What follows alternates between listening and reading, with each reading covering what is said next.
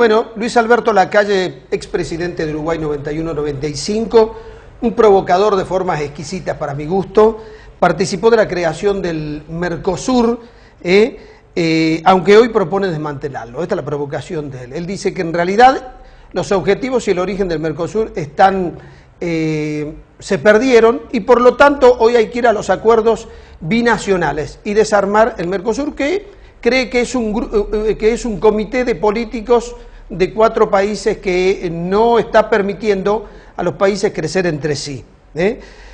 Un hecho interesante en la entrevista: se vio sorprendido que cuando llegó a Tucumán no encontró ningún signo de que en esta provincia se está por vivir el bicentenario, y resalta la singularidad de Alberdi y sostiene que en realidad Alberdi está muy poco reconocido en la provincia donde nació, en el país, y mucho más reconocido en otros países latinoamericanos, como por ejemplo en Uruguay, y él se declara un ferviente admirador del tucumano Alberdi.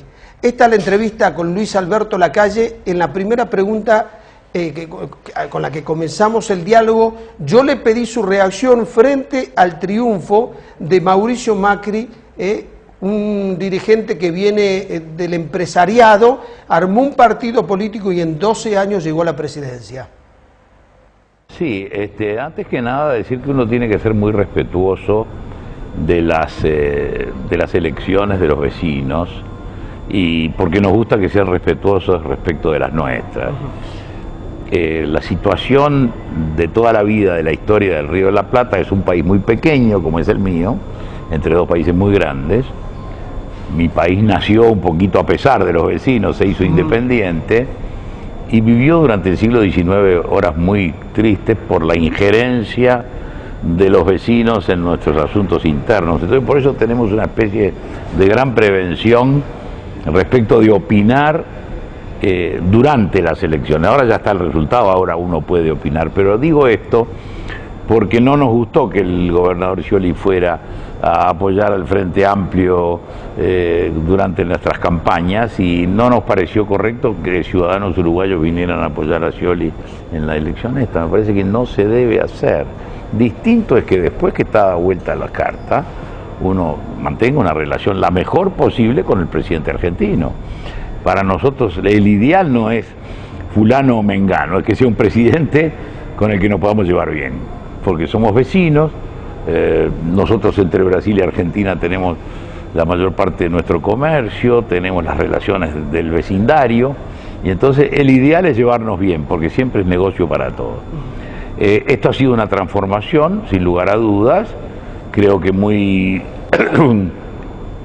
prolija en tanto cuanto hubieron opciones muy claras, se debatió, se pudo comparar, y la gente ejerció su derecho a elegir, y hasta ahora ha sido un episodio que ha transcurrido normalmente. Le deseamos al próximo presidente entonces una Argentina próspera, justa, segura, porque entre otras cosas nos gusta que así sea, pero además porque nos conviene. Nosotros tenemos, desde el punto de vista de la relación personal, en mi partido, el Partido Nacional, relación con el gobernador Scioli, relación con el presidente electo Macri, así que esperemos que desde ese punto de vista las relaciones sean las de siempre, de buenos vecinos. Bien, pero tienen una mayor cercanía ideológicamente a lo que sería la posición de Macri. Yo diría que más que ideológicamente, una cercanía en cuanto a los fines del gobierno.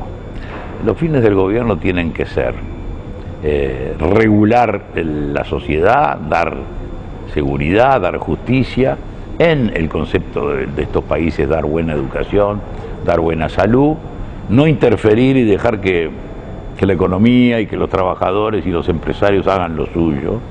En eso sí tenemos una coincidencia en cuanto a la función del Estado, que no es que el Estado desaparezca, sino que haga bien lo que tiene que hacer, que deje hacer a las fuerzas naturales de la sociedad del resto. En la política internacional seguramente vamos a tener coincidencias en cuanto a que hace falta en América del Sur volver a establecer un criterio democrático para algunas naciones como que Venezuela, que ha sido realmente tremendo lo que ha ocurrido en Venezuela. Creo que estamos todos de acuerdo en modificar sustancialmente el Mercosur, que está afinado, está muerto, se ha convertido en una asociación de carácter político y político en el sentido equivocado, porque ha pretendido asociar los regímenes de gobierno, cuando en los tratados los que se vinculan son los países. Y cuando cambian los regímenes, los tratados siguen. Acá es una especie de, se ha hecho un clubcito de gobiernos que se dicen de izquierda. Entonces creo que también en eso vamos a coincidir. Es importante que le aclaremos a la gente que lo está diciendo usted, que es uno de los creadores del Mercosur. Sí, uno de los padres. A ver, no lo dice porque no pudo participar, no, al contrario, lo dice con la autoridad de aquel que estuvo en la construcción del mercado. Usted sabe cómo nace el Mercosur. Nace el día que nos enteramos, yo hacía poco que era presidente, 3 meses, de que Argentina y Brasil iban a firmar un tratado de mercado común sin avisarnos. Y acuérdese del mapa, ¿no? Estamos ahí nosotros chiquitos y entonces tomamos la actitud que era la única que yo creo en ese momento, de ir a Brasilia, donde se estaba negociando, golpear la puerta, ingresar a la negociación. Después fuimos instrumentales de que entrara el Paraguay para que hubiera 2 pequeños con 2 grandes, buscar un cierto equilibrio, pero era siempre pensando en el comercio, en el libre tránsito de los bienes, de los servicios, de las personas, procurando que un mercado aumentado le sirviera a todo el mundo y especialmente al Uruguay, que es el más chiquito. Eso no prosperó y hoy le digo que el Mercosur en ese sentido es más una dificultad que una ayuda. ¿Esto usted lo está diciendo porque observa que en Latinoamérica es como que han brotado mucho los gobiernos populistas? No, yo no los meto en una bolsa ideológica, porque a mí, por ejemplo, cuando hicieron entrar a Venezuela, que le hicieron entrar medio por la ventana, fue medio desagradable el tema de Paraguay, siempre el Paraguay le cobran en la historia del Río de la Plata, ¿no? A mí no me interesa si gobierna Maduro o gobierna, me interesan los negocios con Venezuela. Me interesa que ese mercado se abra y yo le pueda vender el queso y los lácteos y las cosas que le vendemos, que son muchas, casas prefabricadas, y que me paguen. Ahora, ¿quién gobierna? El tema de los venezolanos. ¿Quién gobierna acá? ¿Quién gobierna el Brasil? Tema de brasileños y argentinos. Claro, que haya comercio, que el comercio... Que haya comercio, Estados Unidos y China. Estados Unidos y China no tienen comercio, no tienen una relación fantástica, bueno, y no va a decir que Obama es comunista o que los chinos son capitalistas, es una relación comercial. Y yo creo que lo que está pasando en América, por ejemplo la Alianza del Pacífico, nos está mostrando que es mucho mejor, más fácil, más rápido y más fructífero hacer una alianza comercial y que cada uno políticamente vaya por el lado que quiera. Bien. Dígame, ¿por qué cree que en Latinoamérica todavía subsiste ese núcleo de pobreza tan duro? Yo creo que primero las formas económicas desde la colonia han sido tremendamente injustas respecto de la gente más modesta. En el Uruguay, que es un país muy bien organizado socialmente, la pobreza se ha reducido bastante, pero sigue existiendo. Y yo voy a decir algo, la pobreza no es un estado natural, la pobreza es una circunstancia y una coyuntura que hay que eliminar. No hay destino de ser pobre y quedarse pobre. Y a veces los mecanismos que se usan no se usan completos. Pongo ejemplo.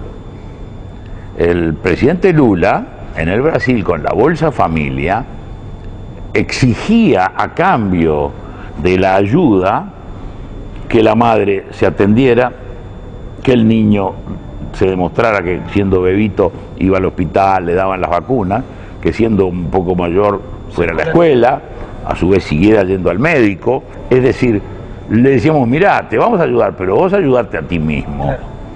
Eso en el Brasil sirvió porque fue eficaz al principio, pero en mi país, y aquí puedo decirlo con toda soltura, se ha eliminado la contrapartida. Entonces usted, a la gente que está en ese corral de la pobreza, le da, pero no lo ayuda a salir, a saltar el alambrado.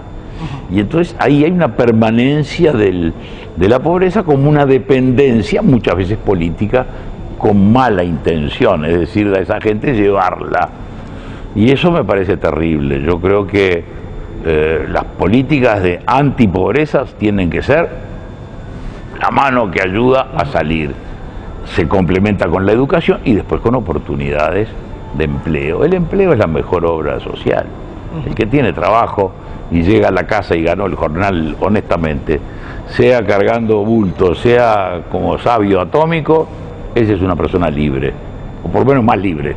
Bien, o sea, usted coincide con con la profusa bibliografía que hay sobre que la transferencia directa de recursos del Estado hacia los sectores populares sin contraprestación no está teniendo el resultado que uno espera. Es que no creo que sea la ayuda completa.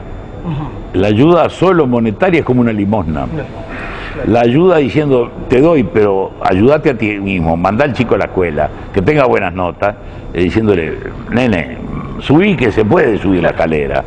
Y creo que ese es el desafío, hacerlo, convertir a la ayuda en una puerta de salida de la pobreza. Pero coincidimos en que la obra completa del Estado es generar oportunidades sociales, generar condiciones para que haya empleo y que cada ser humano pueda decidir a dónde quiere trabajar. Sí, y que esté preparado. Fíjese lo que pasa en mi país. Hablo de mi país para poder criticarlo tranquilamente. Nosotros, voy a hablar de cifras del Uruguay, que siempre son muy pequeñitas, ¿no? Pero en el Uruguay se estima que hay 60 o 80 mil ni trabaja ni estudia. Hoy, ¿cuál es el régimen de trabajo? Hace un tiempo, bueno, pico y pala. Para eso no hay que saber mucho, bueno, más o menos, porque la pala hay que saber usarla y el pico también, pero bueno. Requería algo de habilidades. Algo de conocimiento, no. Sí. Ahora hay una máquina que hace la zanja. Entonces pico y pala cada vez hay menos. Antes agarrar un tractor Forson de aquellos viejos, que el cambio entraba, le metía fuerza, bueno, puede aprender a manejar un tractor. Ahora tiene una computadora y hay que poner el GPS y la Gran 7, bueno. Todo eso requiere más conocimiento. La automatización en nuestros países, yo hablaba hoy a mediodía con gente empresaria del tema citrícola y me decía, nosotros nos hemos automatizado un poco porque no hay gente que tenga conocimiento, entonces sustituimos 20 empleados con una máquina con una sola persona. Ese sí, ese sabe y sabe mucho. Pero los 20 que antes tenían que saber un poquito, ya no hay trabajo. Es decir, la modificación del mercado laboral hace más necesaria la educación, más necesaria que nunca. La educación no es un lujo, la educación no es, bueno, vamos a ver, no, o te educas o te quedas al borde del camino. Y los que quedan al borde del camino son una bomba de tiempo, son un núcleo que queda como en una vacuola, como encerrados en un quiste social, que no es cosa buena, no están integrados al mercado de trabajo. Y después la educación, también, no dejemos de lado esa parte, es la parte de valores. La educación enseña a ser una persona mejor, a respetar a los mayores, no hacer trampa en los juegos, ser buen compañero, buen marido, buen amigo, buen hijo. Conducirse correctamente, y a veces notamos que eso se va perdiendo, es decir, es tan vulgar el lenguaje, es tan vulgar el trato que nos damos, que yo veo que hay una decadencia. La Argentina y el Uruguay, desde Sarmiento y desde José Pedro Varela, que fueron a Estados Unidos prácticamente juntos, y de allí trajeron los métodos lancasterianos y todo el sistema educativo, ha bajado el nivel. Y eso es tremendo porque es como que hay una incitación a ser peor, en vez de ser mejor. Usted dirá, es un viejo, sos un viejo, soy un viejo, voy a cumplir 75 años, ya he vivido bastante, pero noto una decadencia y eso no me gusta porque mi país, fíjese, 3,5 millones, o somos excelentes o no contamos. Claro. Seguimos siendo excelentes para el fútbol, porque en 3 millones de habitantes surge un Suárez, surge un Lugano, surge un Lodeiro, surge todos los buenos jugadores que tenemos. ¿Por qué? Porque era un país que producía buena gente, saludable, sabios, profesores. En una chacrita de 3 millones es difícil. Y sin embargo ahora vemos que el nivel de los docentes no es el mismo, el nivel de la propia dirigencia política a veces, uno encuentra que no hay un reclutamiento de los mejores. Y eso es malo porque también baja el nivel del gobierno, y eso no es tema de un partido, es tema de todos. Bien. Luis Alberto Lacalle, muchas gracias por este diálogo. Bueno, gracias y el encanto de estar en Tucumán. Yo descubrí a Tucumán tarde, como he descubierto el interior de la Argentina, parece mentira, uno conocía Bariloche y poco y nada más. Y cuando uno viene a toda esta parte de la provincia se siente tan cómodo, tan en casa. Y además yo he descubierto a los dos grandes tucumanos, a Alberdi y a Julio Argentino Roca, que realmente son de las figuras más grandes de la historia argentina. Diría que como Alberdi es difícil encontrar una figura. Y habría que hacer obligatoria la lectura de los políticos de toda la obra de Alberdi, encerrarlos y hacerlos leer a Alberdi para que mejore. Usted no sabe lo olvidado que está. Lo olvidado que está todo, fíjese. Pero poco monumento, poco reconocimiento. Pero el año que viene... Y poco conocimiento de lo que significaba. Pero fíjate tú, Pedro, el año que viene son los 200 años de la independencia. Sí. Tendría que ya haber una gran comisión de notables de Tucumán y de toda la República, preparando que vaya a hacerse un gran monumento, un gran instituto, marcar la fecha y convertir ese día en un ejemplo de lo que podemos hacer. Hay una comisión del Bicentenario, están trabajando, pero con una sobriedad y casi en silencio que, bueno... Que da lástima, porque se gasta tanto en otras cosas. Claro. No, y de afuera, pero también un poco de adentro, porque lo de la Argentina... Tal vez más objetiva, uno cree que... No, en mi país pasó lo mismo, mire que el Bicentenario del año 11, es decir, Revolución de Mayo del 10, el 11 Artigas comienza la Revolución Oriental, y poco y nada se hizo. Y a mí, que creo que el patriotismo es una de las medidas importantes de la vida, sobre todo estos países que somos relativamente nuevos, la bandera, con la bandera puesta y creer que la patria es un valor que ayuda a ser mejor, estamos como desconociendo el valor patria y eso es bravo, che. Claro, porque tiene que ver con la identidad, con lo que uno se siente en el mundo. Súper, es el ancla. La globalización... Esto de que lo que pasa en Pekín, lo estamos viendo en el teléfono, nos obliga a tener un ancla. Y el ancla del alma es la patria. La familia es demasiado poco, el mundo es demasiado grande. La patria es la medida ideal. Y más en estas tierras de las patrias chicas, el que es cordobés, el que es tucumano. Patrias chicas con una identidad histórica tremenda. Bueno, y después la gran patria argentina. Y yo creo que eso también se enseña. Miren, en los Estados Unidos los niños todas las mañanas, en todas las aulas hay una bandera, ¿no es cierto? Se paran desde pequeñitos al lado del pupitre, ponen la manito acá, miran la bandera y dicen, comprometo mi adhesión a la bandera de los Estados Unidos, símbolo de libertad y justicia para todos bajo Dios. Todos los días. Y eso es la gota que va. Bueno, claro. Se enseña el patriotismo también. Se enseña. Muchas gracias. A ustedes.